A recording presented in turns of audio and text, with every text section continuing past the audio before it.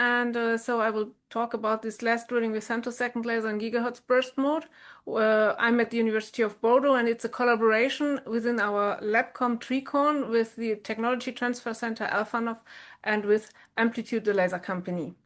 So let me show the outline of my talk. It's first I will give you an introduction into the wonderful world of gigahertz bursts. Then I will show you the experimental setup, especially for some probe measurements which we did on drilling.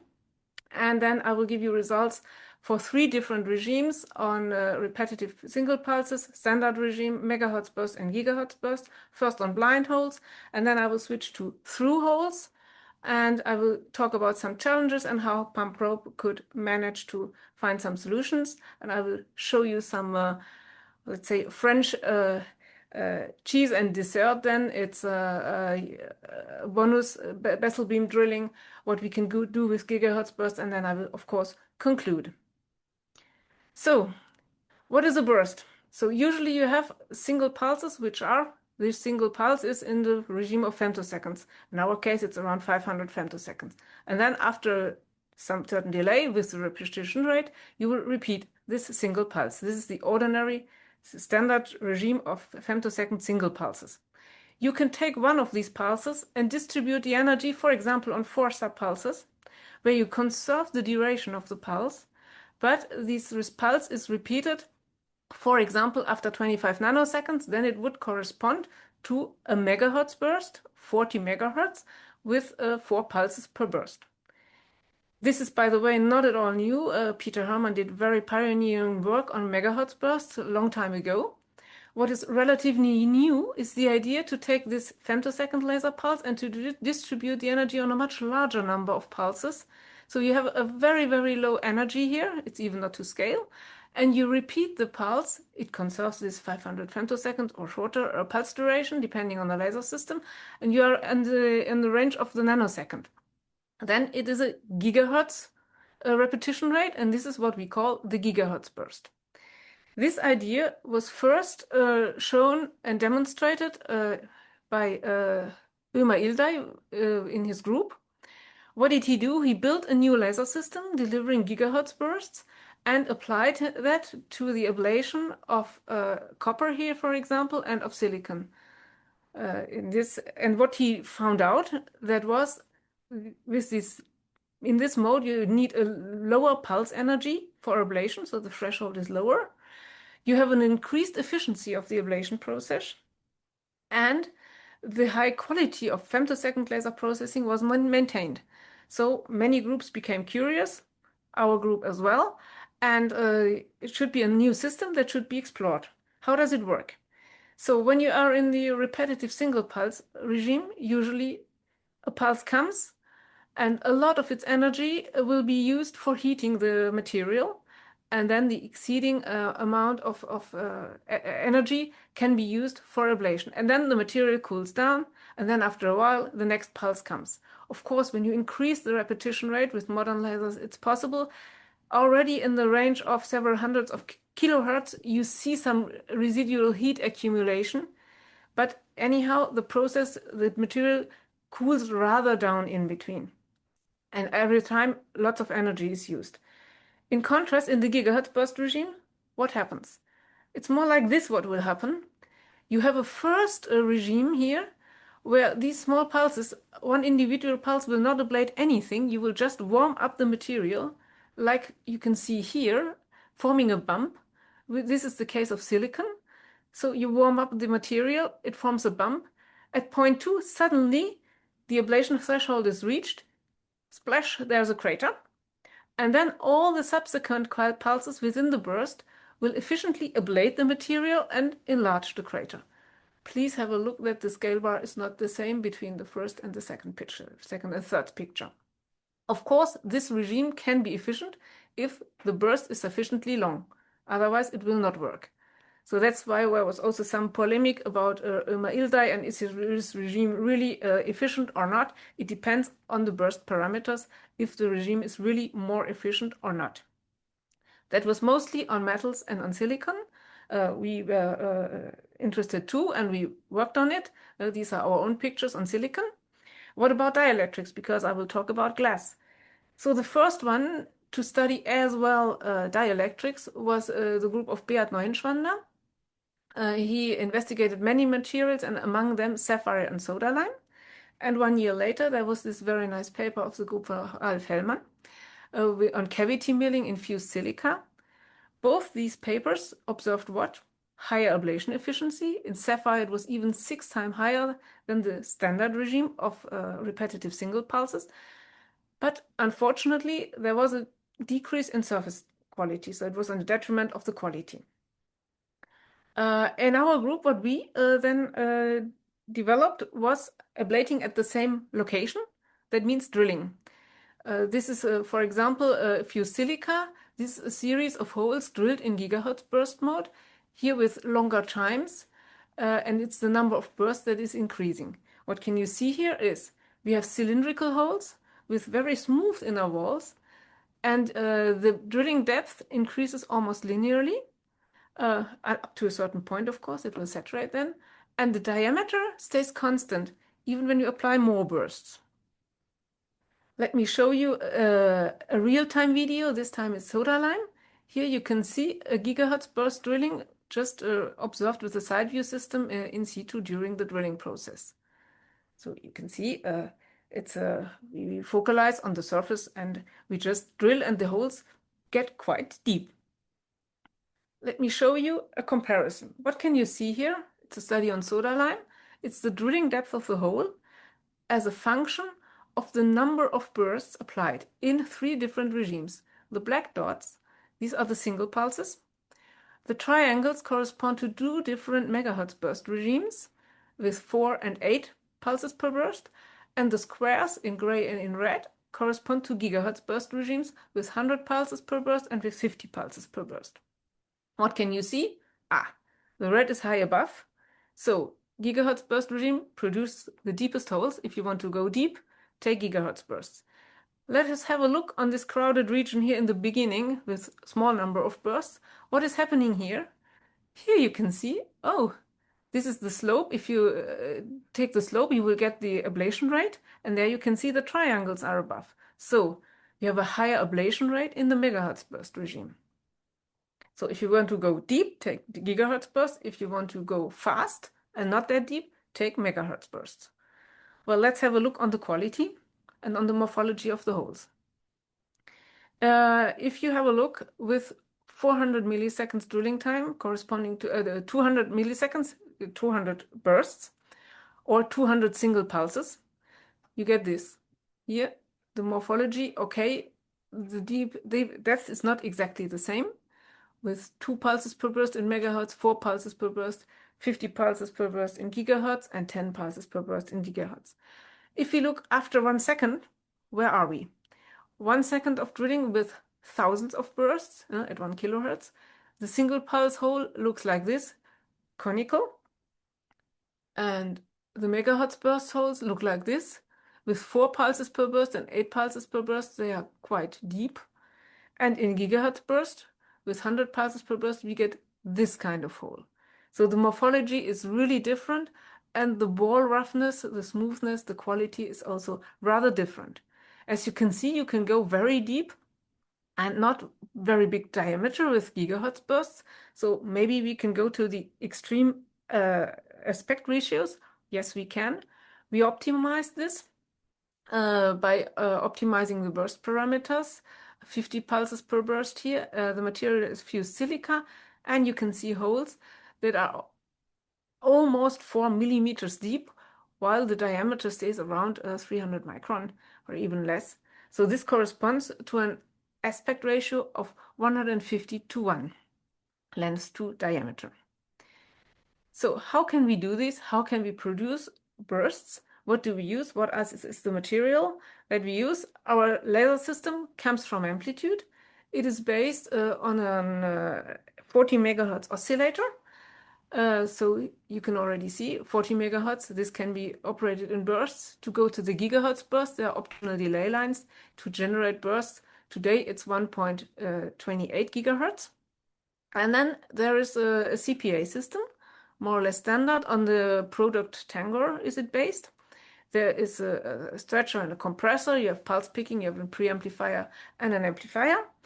And what did you get out? So you can get out repetitive single pulses up to 500 microjoule. It reverberates from single shot up to 2 megahertz. Or this amplifier system can operate in MHz-burst regimes, and we don't go through the delay lines. Then you have 500 microjoule and reverberates up to 200 kilohertz at 40 megahertz intra-burst rep rate.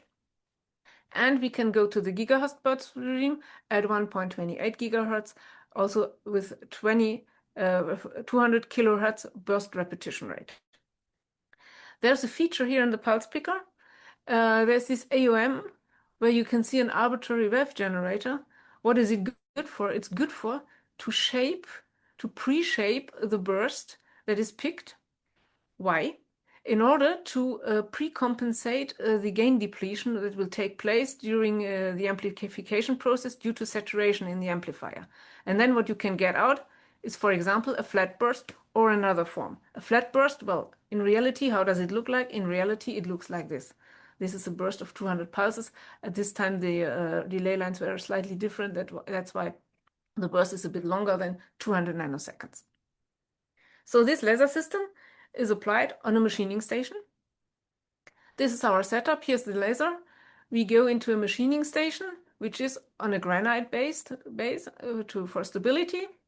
We have some white light injection and a camera looking from the top, a microscope objective for focusing, and we focus the laser beam on the surface of the glass sample. We don't move the sample nor the focus. They are fixed.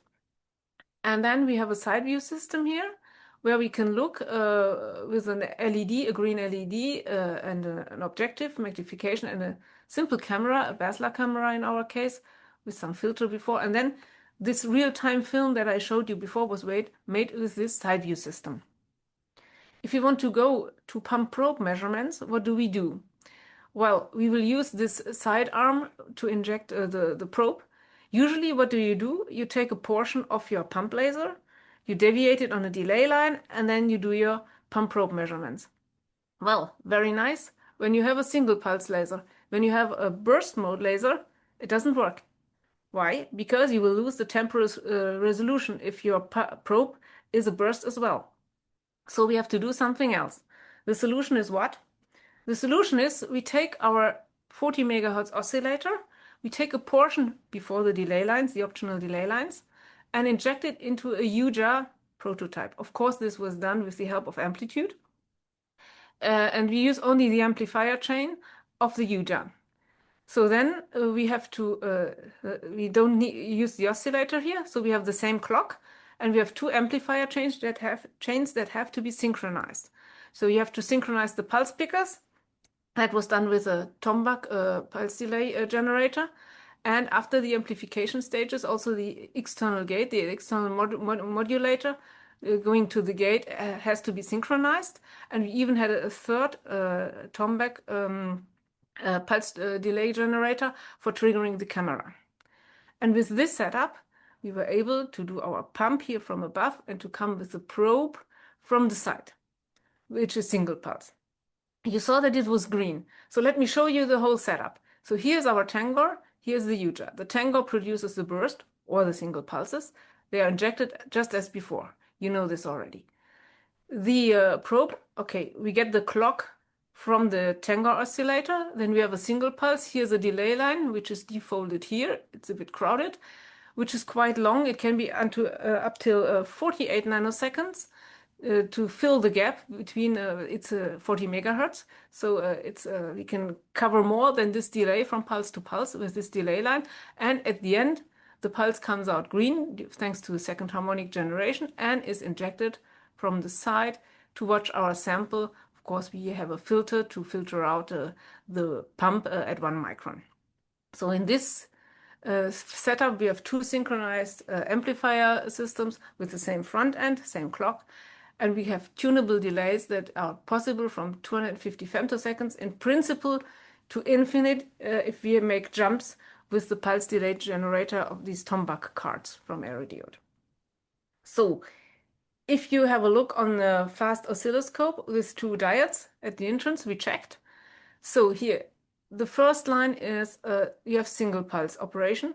So here, the probe and the pump and the probe come to the same time. The trigger was made on the probe because it is more easy to trigger on a single pulse than on a burst. When you have a delay of 25 nanoseconds, so here this is this delay of 40 megahertz or 25 nanoseconds, or here 50 nanoseconds. When you have the megahertz burst, we can put it on the first one, we can put it on the second one, and with 50 nanoseconds on the third one, as the pulse-to-pulse delay is 25 nanoseconds. And when you have the burst case, so here, this is the beginning of the burst, which is very small here. The probe arrives here. It can be in the middle, and it can be after the burst, for example, but we can put it where we want to. This is just an example. So let me show you some results of this. First on blind holes with single pulses, so nothing new in principle in the community. So the laser comes from above. These are pump probe images with increasing pulse number 1, number 20, and so on until pulse number 120. What can we see? We can see a significant acoustic wave here. Here you can see it, even on the third, and even here you can see it. You can see that some wings appear. Wings, what are we calling wings? These are these small crackles here that always accompany typical holes that are drilled in single pulse mode. Then we have a plume which is shaped by the hole. First on the surface, and then as soon as it's within the hole, it's confined and it's shaped by the hole. And what we can do as well is we change the delay. We take the pulse number 50. It's number 50 now, it's here in between these two images. We take the pulse number 50 and we increase the delay. And there we can measure the lifetime of the plume, which was measured to 12.1 microseconds. Okay, let's have a look on the same thing with megahertz bursts. Same things, exactly the same delay, burst numbers. What can we see? We have a visible acoustic wave, but it is much less strong exhibited. Here you can see it's rather more gentle. No wonder, because the intensity is 5 times lower. It's 5 pulses per burst. There are also some wings that appear. Here you can see them very well. And the plume is also shaped by the hole. And if we look for the 50th bursts in this kind, for different delays, we can measure the plume lifetime, and it was 12.2 microseconds. So maybe slightly longer. I mean, it's significant this time, but it's not much longer. Okay, what happens in gigahertz burst mode?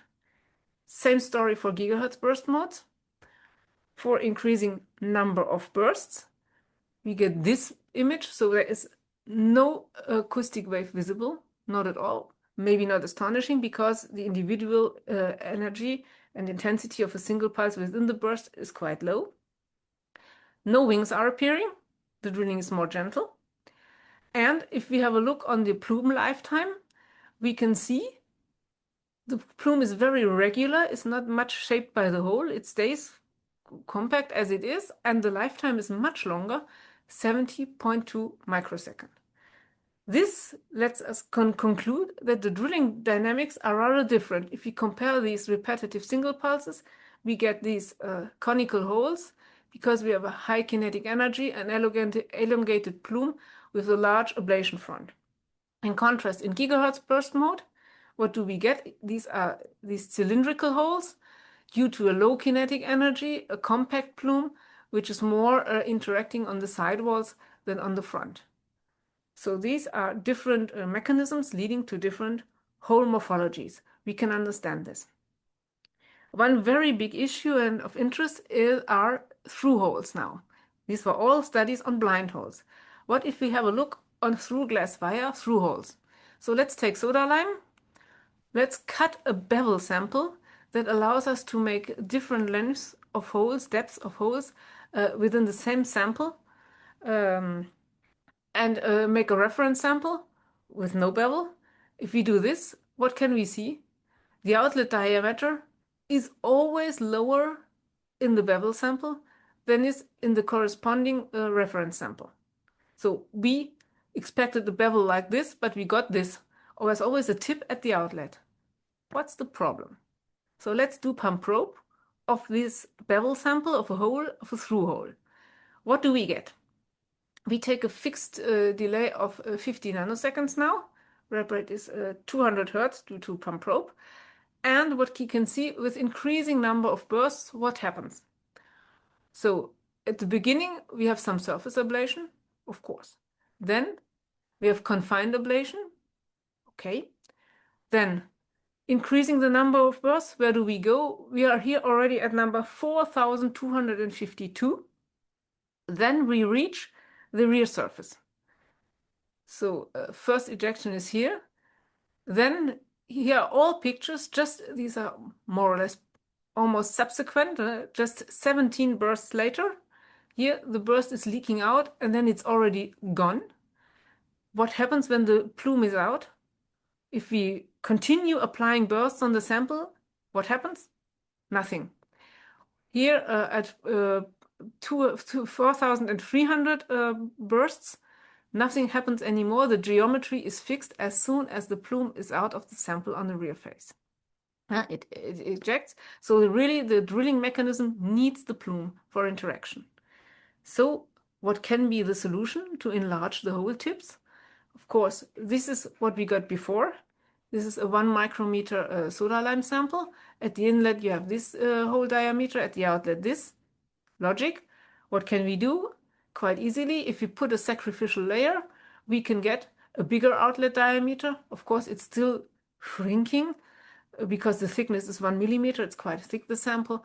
But these 15 micrometers correspond exactly to what we expected for a reference sample that was not a bevel sample. So if it would be blind holes going on, they would be of the same diameter. By the way, this works also for silicon. Here we have 300 micrometers, and you can see the inlet and the outlet diameter are almost the same, of 32 and 28 micrometers. We have a good quality, we have no heat affected zone, and only if we increase the fluence too much, the quality will decrease. Okay, so now for the French menu, the special cheese, the fromage. This is here. We can also drill holes with another type of beam shaping. If we take a Bessel beam instead of the microscope objective for forming a Gaussian beam, we can use an hexagon to form a Bessel beam. Of course, then we have to demagnify it to have enough intensity within the sample. So this demagnified Bessel beam had a diameter of almost 4 micron and a length of more than 1 millimeter. We can here see the fluorescence image, or here the post-mortem modified zone within a glass sample. So what happens if we do apply only one single burst in different regimes? Here it's fused silica, so here is single pulses, MHz-burst with 4 pulses per burst, GHz-burst with 50 pulses per burst. What can we do? We can have a look on the modification, quite similar in single pulses and MHz-burst. Here you see a zoom of the latest hole, and on the modified zone, it's not a hole, but here in the GHz-burst regime, it's really a straight line. It's going through, so it really looks a bit like a hole. We'll see what happens. So there are modifications. The GHz-burst only works with enough energy. If the energy is too little, as the pulses within the burst have too little energy, you don't create any modification or hole. And the shape is rather different. We applied etching afterwards, 1 hour of etching, the single pulse and the MHz-burst. What happens? It was KOH. In the single pulse mode, you have a relatively high etching rate, as well in the MHz-burst regime. And in both regimes, the selectivity was quite high with respect to what we found in the literature, more than 2000. And in the GHz-burst regime, it looks all ugly because even for shorter etching times, we immediately attacked the sample. So there is already a hole. We could prove it with very short etching times. There is already a hole. No need to do etching. So one single burst is enough to do a hole which is very long. Here in fused silica, you see 730 micrometers long. The diameter is quite small, it's about 4 micron. And this corresponds to an aspect ratio of more than 180 to 1. And as only one single burst is applied, which is a duration of with 50 pulses per burst, it's less than 50 nanoseconds. So this would be suitable for through glass wire drilling on the fly. Okay, let me conclude. I showed you pump probe shadowgraphy of blind holes in single pulse megahertz and gigahertz burst. We did also through holes. And let me show you the whole story of all 4,300 images, making a movie, which goes here. And you see as soon as the plume arrives at the rear surface, which is here in the middle of the dark thing, then it's out. And you need a sacrificial layer when you want to do through holes where the diameter is not too small, a small tip. The Bessel beam drilling is possible with only one single gigahertz burst with very high aspect ratios. And the outlook, I think gigahertz processing is really a very powerful tool for some processes. For example, also for cutting. You saw that we did the cutting of a bevel sample. It was done in this configuration. This is a soda lime glass, and you can move it through a Bessel beam, and here you see the cut plane or pre-cut plane, and then you have to separate the two pieces by mechanical stress. So this works also in gigahertz burst mode. Megahertz burst and gigahertz burst mode are suitable for cutting glass, but only in burst mode. In single mode, it doesn't even work with femtosecond pulses. Another very nice new process which is coming up now is dissimilar welding. For example, here we managed to weld soda lime on steel, and we have a very nice spiral here, welding seam, and the glass and the steel stick very well together. I think the gigahertz burst mode will bring many new things for processing. We are not at the end. But we are at the end of this talk. Of course, all this work would not have been possible without any sponsors and without our LabCom with Amplitude and Alphanov, and with my wonderful team and the co-workers from Amplitude. And of course, I thank you for your attention.